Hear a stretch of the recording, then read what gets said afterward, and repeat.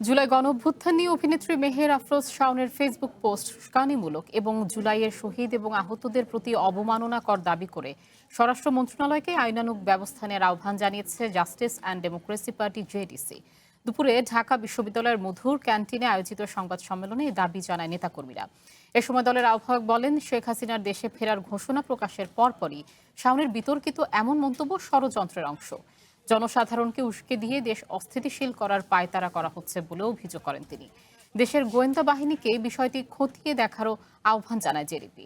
শাওনকে সতর্ক করে সংগঠনটি জানায়, আওয়ামী লীগকে ফেরানোর চেষ্টা করলেও এ দেশের মানুষ তা হতে দেবে না।